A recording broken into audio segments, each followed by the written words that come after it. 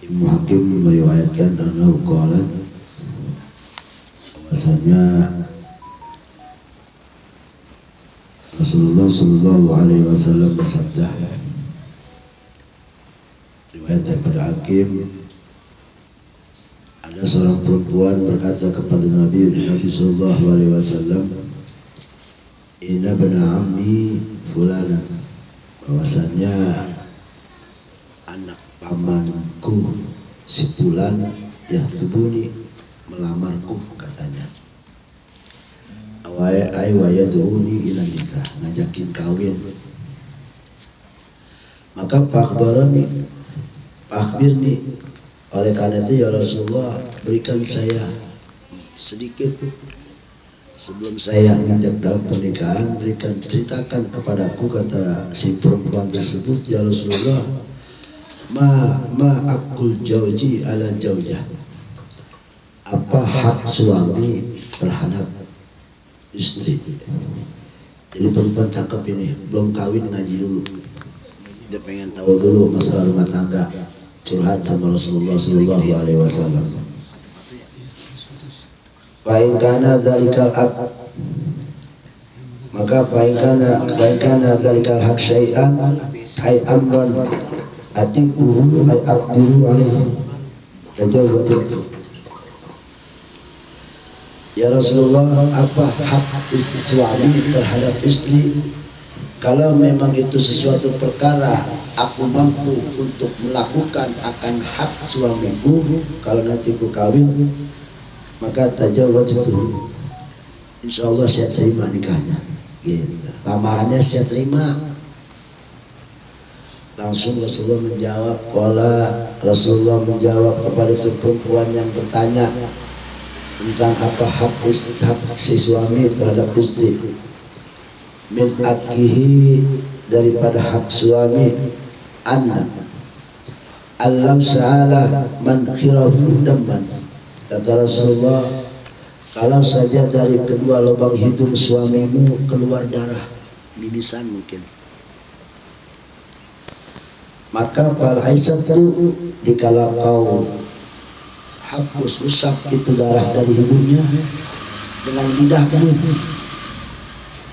ya, aibikasra bilisanya, kau elap itu darah keluar dari hidung suamimu dengan lidahmu, bukan dengan tisu, bukan dengan lap. Ma adat akah, si perempuan belum memenuhi hak daripada suaminya. Oh, bayangin coba, ini hanya ibrah aja ya darah makan aja sebetulnya, ibrah aja. Saking tingginya hak suami, sampai perempuan kalau saja keluar itu berkuat ingus, keluar darah, dielap dengan lidahnya. Kata Rasulullah, ma'adat akah, itu perempuan belum memenuhi hak suaminya. Begitulah syaknya suami terhadap istri, hak besar, ya. Belum memenuhi haknya. Wal madkhir bikasil kha al muhjama kharqul anfal, anfi itu apa, dua lubang hidung. Assalamualaikum teman-teman, berjumpa lagi dengan saya di sini di channel Bang Mo.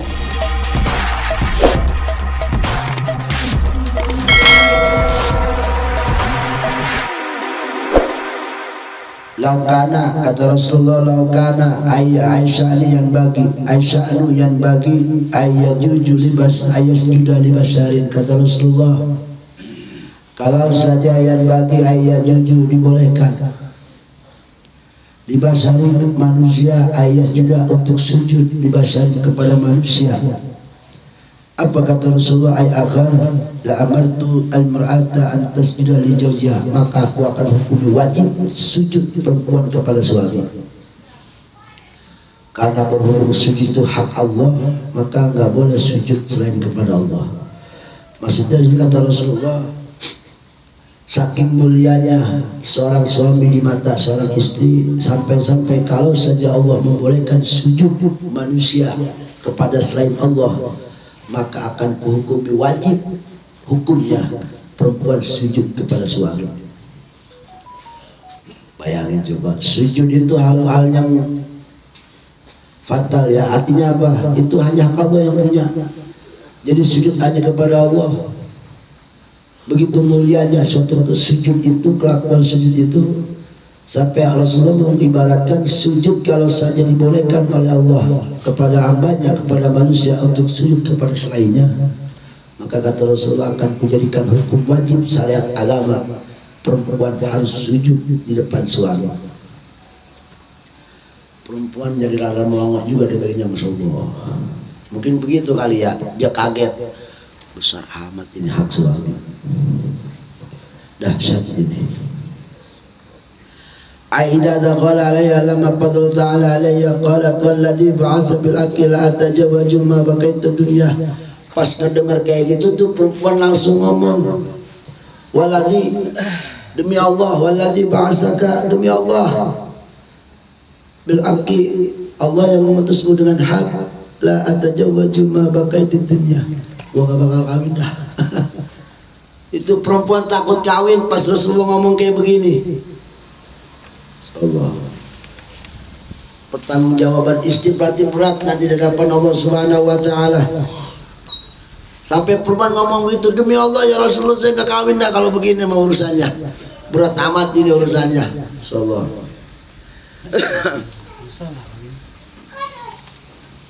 Darah yang begitu najis, bukan ingus. Kalau ingus mah walaupun jijik tapi suci, dilap sama lidahnya nggak masalah. Tapi ini bukan najis, berarti kan satu hal yang betul nggak?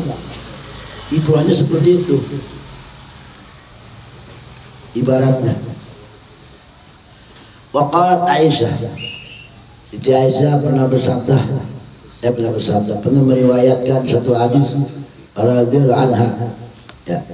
Ada seorang perempuan datang juga sama Rasulullah. Jadi ini kisah seorang perempuan semua ini.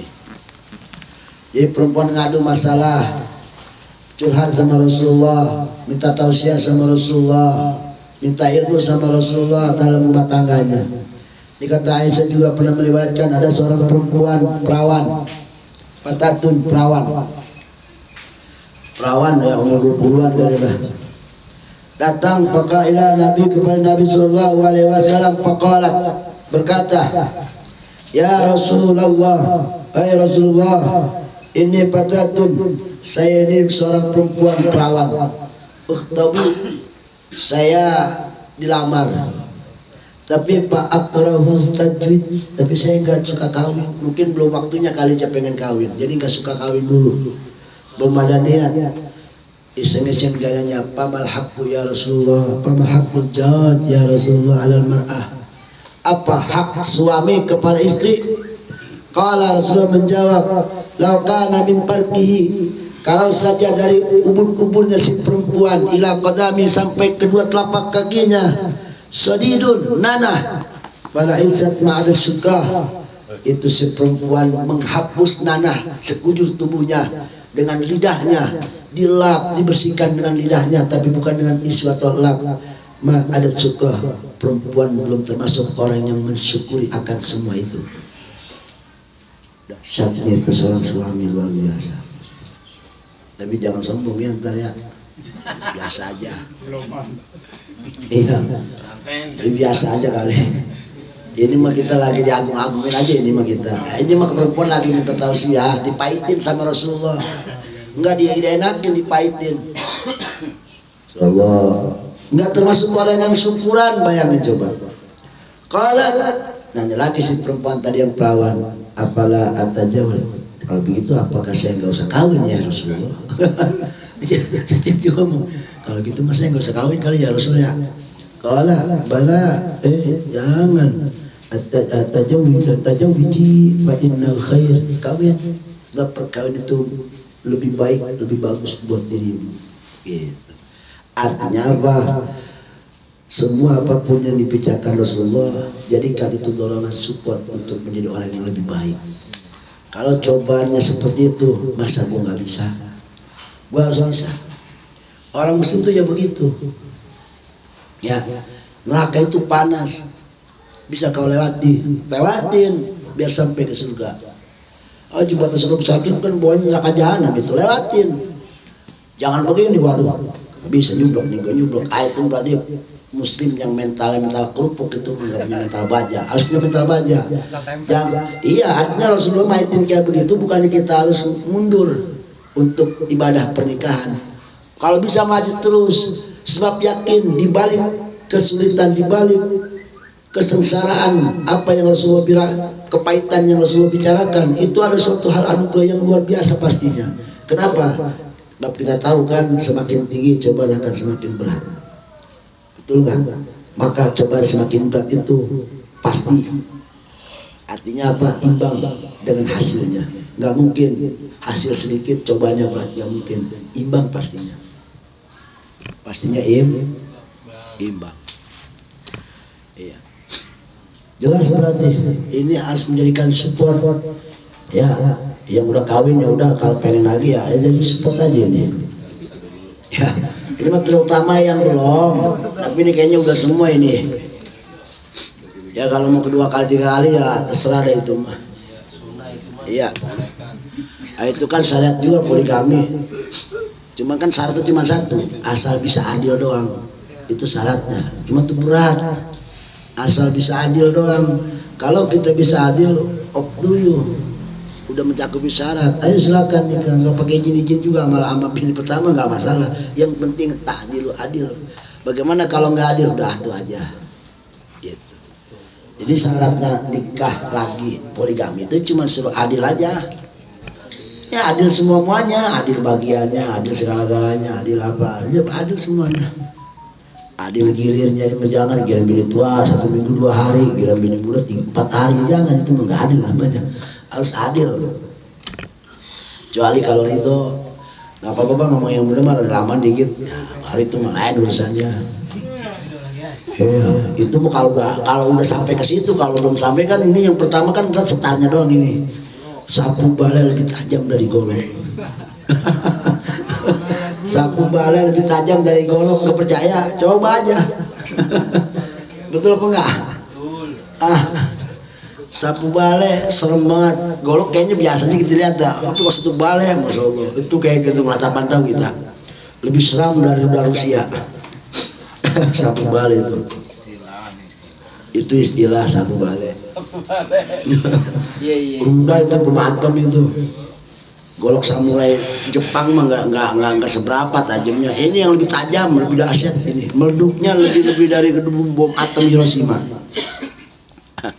Jadi perempuan rupanya pas dijawab sama Rasulullah, apa hak daripada istri, hak suami wajib terhadap istri. Artinya dikala si istri itu membersihkan badannya yang berlumuran dengan yang namanya nanah sekujur tubuh, dia bersihkan, dia elap dengan lidahnya sendiri, bukan dengan tisu. Itu belum termasuk orang yang mensyukuri akan nikmat yang Allah berikan terhadap suami. Apa maksudnya? Begitu berat cobaan buat seorang istri. Si Tuhan ngomong, kalau gitu saya nggak usah kawin Rasulullah. Jangan kawin, baiklah khair, itu lebih baik dari buatmu. Ya, tetap berarti sunnah yang dijunjung tinggi. Ya. Waruya, ada riwayat lagi. Nah ini mungkin ada ekstrim nih ya. Ini riwayat ini udah mau akhir-akhir pasal ini. Iya. Udah mau akhir-akhir pasal, biasanya masalahnya ekstrim. Ya kalau kemarin kan pasal pertama ditutup dengan masalah kullukum ra'in, betul nggak? Itu kan berat. Kullukum ra'in, kau itu semua pemimpin. Wa mas'ulun an ra'iyati, kau akan dipertanggungjawabkan tentang apa yang kau pimpin. Iya, jadi ada 100 kepala rumah tangga, paling pojokan ada yang kelaparan, tanggung jawab RT. Itu saya aja pimpin kalau sekecamatan. Emang enak yang jadi gitu-gituan tuh, masya Allah, lahan basah semua. Tapi ingat, tanggung jawabnya tuh berat. Tapi surga akan diperuntukkan buat orang-orang yang adil, orang-orang yang punya jabatan tapi adil, bijaksana dalam hal kepemimpinannya. Surga akan menanti buat dia. Waruya, diriwayatkan lagi, bisana dijadid Sulaiman, ini sanad yang jadi sanad jaid ya, yaitu Sulaiman At-Tabrani nisbat ila Tabriyah ya. Gairul kias yang mana nisbatnya ini gairul kias, bukan kiasnya seperti Tabrani, enggak, bukan. Wa ya Madinatul Syam, ini satu kota yang ada di negara Syam. Anal mar'ata, kata beliau bahwasanya seorang perempuan la tuaddi aqdha ta'ala, dia belum disebut orang yang memenuhi hak pada Allah Subhanahu wa taala, hatta tuaddi aqdha zawjah kulli, sampai dia bisa memenuhi hak daripada suaminya. Paham gak maksudnya? Jadi itu si perempuan jangan merasa dia sudah memenuhi hak Allah kalau hak suami belum dia penuhi. Berarti Allah begitu menjunjung tinggi kemuliaan seorang suami di depan mata seorang istri. Sampai-sampai kata Allah, kamu belum termasuk orang yang memenuhi hakku, kata Allah. Artinya apa? Orang yang menyembah sebenar-benar menyembah kepadaku kalau kau belum memenuhi hak suamimu. Allah angkat derajat seorang laki-laki di sini. Jadi seorang laki-laki, seorang perempuan itu bisa dinyatakan orang yang benar-benar full melaksanakan hak perintah Allah kalau dia sudah menuruti perintah daripada suami. Tapi kita jangan adigang-adigung, pulang dari sini adigang-adigung, tata mententen. Dulu tuh kalau kagak begini-begini, neraka aja pokoknya mau. Biasa aja kali. Itu mengancam aja, mengancam. Lau salah wa ala daripada bin katabin lam tanahu nafsah. Kalau saja si laki-laki punya keinginan ingin bersenggama kepada istri, sekalipun istri sedang numpak onta, jangan sekali-kali menolak. Iya, jangan sekali-kali menolak. Maksudnya apa? Mau dalam keadaan bagaimanapun situasi kondisinya, kalau laki sudah merintah, wajib dia harus nurut. Maka belum termasuk perempuan yang soleha, kalau artinya belum termasuk kategori perempuan yang ahli ibadah kepada Allah kalau dia belum turut kepada perintah suaminya. Insyaallah. Sekalipun wali itu si perempuan waliullah pangkatnya, lakinya tukang beca, tetap kewaliannya nggak bakal diakui oleh Allah kalau dia belum memiliki hak daripada suaminya. Nanti ada kisahnya, kalau nggak percaya ada di akhir-akhir ini pasal. Ada akhir perempuan waliullah, lakinya orang tukang kebun biasa, petani. Perempuannya waliullah, ahli ibadah.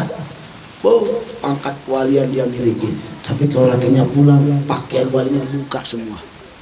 Gamisnya dibuka semua, diganti dengan pakaian yang membuat laki senang di rumah. Iya, sebab dia tahu seali ibadah si perempuan bagaimanapun hebatnya. Tadi kan dibilangin, la tu'addi hatta tu'addi haqqa zawjiha kulli. Sampai belum dinyatakan dia ahli ibadah kalau dia belum memenuhi perintah hak daripada suaminya. Dia tahu katanya wali itu orang cerdas, nggak orang bodoh. Ini mau punya bini puasa jarang, sholat jarang, kadang-kadang udah betatang-betatang udah malaki. Yang wali aja begini, apalagi yang biasa aja. Katanya kita mikirnya begitu. Sebenarnya saya kagak ngomongin pantasnya mah ini nanti sama bini kita semuanya hadir. Ya saya ngomong begini, ngomong sama siapa saya ini? Ini kan perempuan yang lagi diomongin, bukan laki. Biarin dah, paling enggak mantan ente ada omongan lah, ente kalau ada masalah bisa diomongin ini yang diingat-ingat mah. Ya, paling enggak terbuat pembenaran ilmu kita, terbuat anak kita yang cewek-cewek. Ya kan kalau cuma kawin kan harus kita nasihat dulu selama seminggu. Jadi lamar yang malah lagi bilangin, Neng, gitu bilang, ini Baba ngomong dikit doang ngomongnya sama Neng, gitu. Kalau laki punya salah, jangan ngomong sama Baba. Lalu ngomongnya sama siapa? Neng ngomongnya sama mertua. Calon kita bilangin calon, tong ini tong. Tong kalau Neng punya salah jangan ngomong sama orang tua, ngomong sama Baba. Itu saya orang tuanya. Begitu. Cakep nggak tuh? Cakep. Kalau si Neng punya salah, ngomong ke saya bapaknya. Jangan ngomong ke orang tua. Ke orang tua ente jangan. Sebaliknya Neng, kalau si Tong punya salah, jangan ngomong ke Bapak, jangan ngadu misalnya ke orang tuanya, non tuanya, saya mertuanya. Biar itu dianggap keluarga baik-baik saja. Jadi orang tua nggak tercampur. Awas, ini masalah besar. Kadang-kadang gara-gara terutama orang tua ambiar sana. Ambiar. Ini juga saya kisah nyata juga. Karena emang belum punya kemampuan hidup masih satu genteng sama orang tua, itu sabun habis dulu di rumah. Sabun cuci habis dulu, sabun mandi habis dulu, kakinya beli sabun habis. Ya orang satu rumah yang pakai siapanya belum pakai, mertua pakai jangan pakai habis dulu ngomel kali. Ya kan kesini mertua. Diusir dari rumah, ujung-ujung pada hancur lagi. Ini gara-gara begitu. Artinya apa? Keburukan seistri maka yang harus tahu orang tuanya, keburukan suami pun yang harus tahu orang tuanya. Jangan sampai diubah. Laki heboh begini. Lu ngadu kelakuan aku jangan sama bapak, ngadunya mau biar bapak mana ngadu baik-baik aja. Itu maksudnya. Aman. Tuh kalau bisa nasihatin begitu. Ya kalau mau ya bacain kutubin depan semuanya begitu. Paten semua ngaji seminggu sebelum akad ngaji dulu.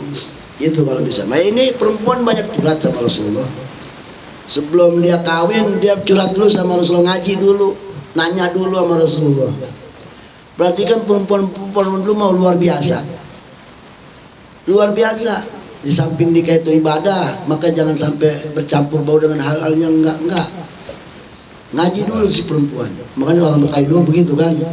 Kalau belum bisa baca Quran nggak boleh dikawinnya dulu kan. Hebat itu sebetulnya tuh. Adat itu bagus. Sekarang hilang. Hilang karena perkembangan zaman. Kenapa? Liberal, kapitalis udah pada masuk. Lu kalau mau kerja lu jangan kawin dulu. Kerja jadi sekarang bukan baca Yasin lagi, yang baca Quran. Kalah jadi agama sama dunia. Betul nggak? Apakah ini akan menjadikan satu hal yang fatal? Pasti yang fatal. Kenapa? Orang pasti akan udah nggak berpegang teguh lagi sama Allah, tapi dia berpegang teguh sama makhluknya yaitu dunia. Naudzubillah summa naudzubillah min dzalik. Seakan-akan rumah tangga itu nggak bahagia kalau belum kerja. Seakan-akan rumah tangga itu kalau kita belum mapan kayaknya akan hancur. Emang yang punya rumah tangga siapa? Allah. Itu semuanya makhluk selain Allah. Kita kayaknya pede banget sama makhluk. Apa bisanya si makhluk? Punya apa si makhluk? Punya kekuatan apa makhluk? Kita ini sangat takut dengan hal itu semua. Emang ada istilah orang mukmin itu mengutamakan hidup akhirat, tapi jangan lupa bagian dunianya. Artinya apa? Dunia itu bagiannya tapi dijadikan buat akhirat. Itu maksudnya. Ya iya, kita selalu pakai baju enggak? Baju dari mana? Boleh beli, duitnya dari mana? Boleh kerja, maksudnya begitu. Kerja jadikan buat akhirat. Jangan kerja buat pajang mejeng, kerja beli anu buat mejeng, kerja buat anu buat mejeng. Kerja buat akhirat. Punya duit beli koko, punya duit beli kain, dia buat sholat. Itu namanya walatan sanasibaka fid dunya. Ini dia baru mulai kepala masalah yang sangat luar biasa. Ini akhir-akhir dari pasal yang kedua ini. Ya mau pahit mau manis kita omongin aja ya. Bener nggak? Ya biar kita tahu dah. Jadi ntar kita nggak nyala surah ke Allah. Kita nggak bodoh-bodoh amat di depan Allah. Ya. Dari mana yang masalahnya? Enggak, satu lagi hadisnya. Setelah di sini. Qala Ibnu Abbas, berkata Ibnu Abbas radhiyallahu anhu, atat imratun min Khas'am. Datang lagi seorang perempuan pengen ngaji sama Rasulullah, pengen nanya tentang rumah tangga. Kepada Rasulullah faqalat, bertanya itu si perempuan dari kampung Khas'am. Taruh dari kampung Gondong lah umpama. Faqalat inni imratun ayyim. Ya Rasulullah, saya ini perempuan perawan, benar-benar perawan lah bahasanya. Wa itu antujawad, dan saya ingin nikah. Entah siapa calonnya, pokoknya saya pengen nikah aja. Nanya dulu, kira-kira ya Rasulullah, kewajiban istri sama suami apa? Hak suami, kewajiban istri itu apa ya Rasulullah? Faqala, Rasulullah menjawab, inna min akdul jaud, sebagian, salah satu bagian dong sedikit daripada suami, kewajiban istri, idza arada farawadha nafsiha, Kalau laki-laki pengen mah jangan pakai nolak, hayo aja, neng, ayo. Gitu. Jangan ada pakai bahasa ntar, tanggung bang, kena asin dikit lagi mateng, nggak boleh. Tinggalin tuh kompor, matiin.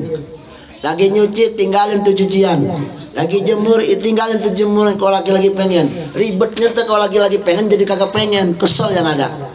Sialan, gue tungguin lama banget.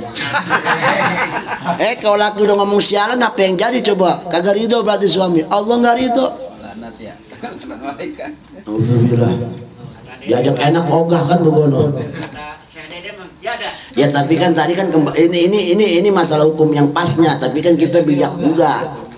Artinya kalau lagi pengen ngeliat sikon juga, ya ngeliat sikon.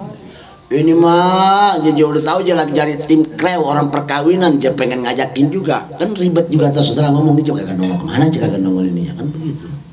Artinya emang kalau masalahnya seperti ini, dan kita kembali ke kebijakan kita. Artinya apa? Jangan sampai terjadi sebaliknya. Artinya apa? Ya lihat sikon. Kalau bini lagi ribet mah ya jangan pakai ngajakin apa. Ini mah apa-apa hayo aja. Apa-apa hayo aja, ya kasihan juga kali bini begitu. Orang lagi nyuci 3 ember cuma pakai ngajakin, kan ribet juga, kasihan orang. Ya ntar aja, perlu sabar dikit, malam juga kan ada waktu banyak, ya kan. Lagian bersenggama mah nggak terkait dengan waktu, waya apa aja, suwaya-waya aja, sama kayak mancing, long time, bener nggak? Long time, nggak terbatas dengan waktu. Mau hujan mau panas, hayo aja. Long time, ini masa gini long time, ya tenang aja, apa cuma lagi ribet, ya paling 2 jam saja selesai kan, beres kan tuh. Iya, ini emang dasar lakinya aja ganjen banget. Ya tapi emang kalau masalah hak suami, hak udah minta. Tapi kalau kita kan bijak juga istilahnya lah. Jangan sampai kita begitu timbullah kacau balau. Perempuannya ogah, kitanya kesel, laknat kan jadinya. Betul nggak? Cari aman aja, cari aman. Cari pahala yang enak-enakan aja lu dikit gitu, sabar dikit, tahan diri.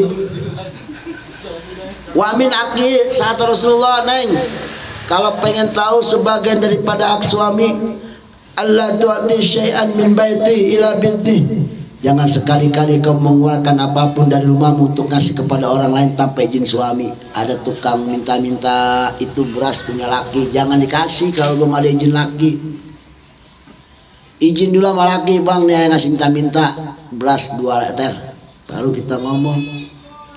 Bang nih ada masjid sumbangan nih, minta sumbangan, duitnya dari laki, izin dulu sama laki, jangan pakai kagak. Izin sama laki. Ya tapi kan emang masalah begini, kita bijakin lagi. Ya timbang 2 liter dong kita pakai ngomel kan, jangan ya. Betul enggak? Ya kalau 3 karung baru ngomel enggak masalah.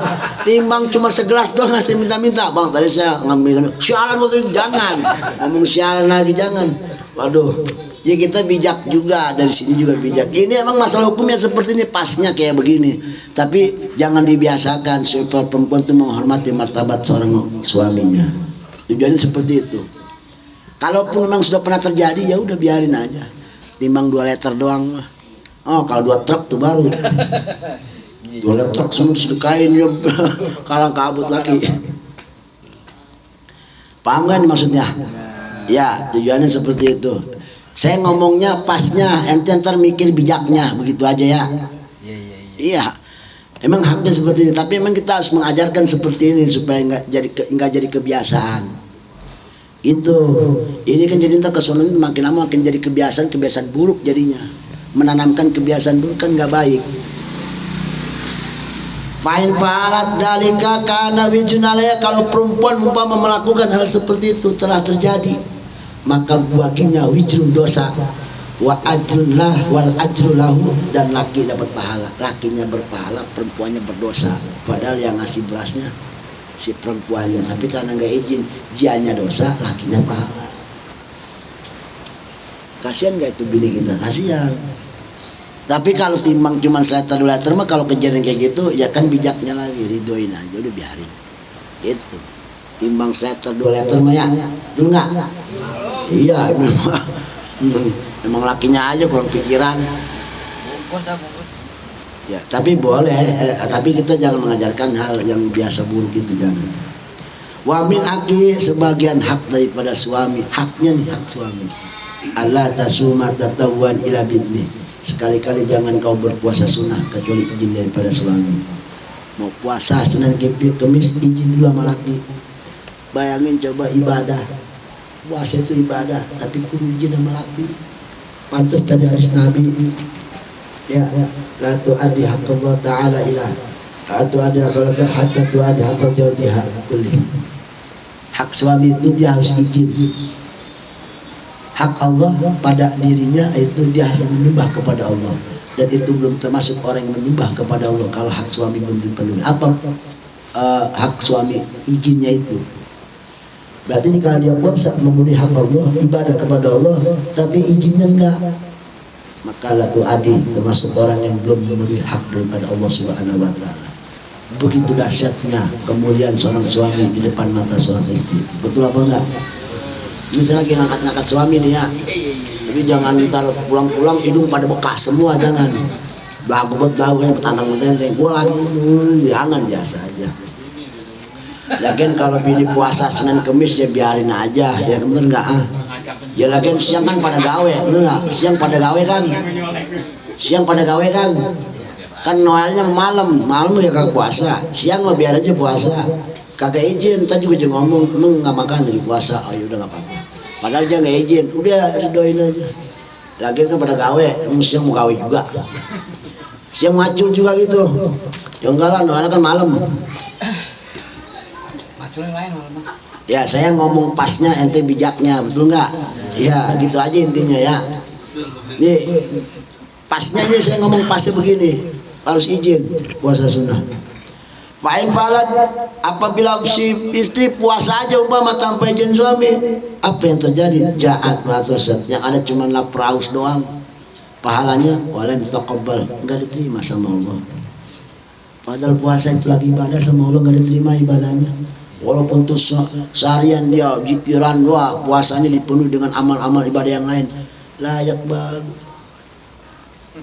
la yutaqabbalu alayya, enggak diterima. Puasanya enggak diterima. La yutaqabbal, Allah enggak terima minha puasanya si perempuan.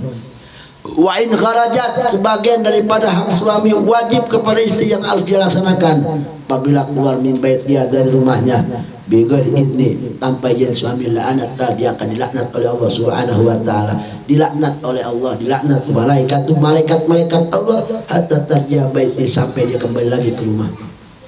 Dari pagi jam 6 dia keluar rumah tanpa izin suami, pulang-pulang jam 5, dari jam 6 sampai jam 5 itu dilaknat sama Allah Subhanahu wa taala.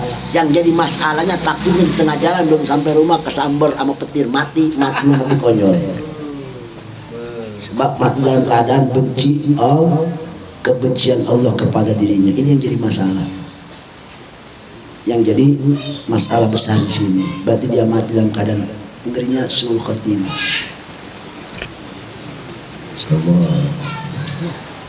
Ya kan saya kan satu rahim itu. Kan tadi dibilangin perempuan belum memenuhi hak menyembah kepada Allah sebelum dia memenuhi hak suaminya. Menyembah kepada Allah itu adalah hak Allah untuk disembah kepada hak. Artinya perempuan sebagai hamba orang muslimah harus menyembah kepada Allah, itu hak Allah. Tapi kata Allah, lu belum memenuhi hakku kalau kau belum memenuhi hak suamimu. Apa? Izinnya itu. Kan saya mah ngayap-ngayap juga bisa sumbangan ini buat majlis taklim, tetap kalau nggak izin suami. Kan ini ibadah. Nah ini tadi dalilnya. La tu'addi haqqallah ta'ala. Iya itu hak Allah. Itu sembahmu kepada Allah luar biasa. Tapi nggak bakal terima. Kenapa? Kau belum punya hak suamimu. Apa? Lu izin nggak? Itu hak suami maksudnya.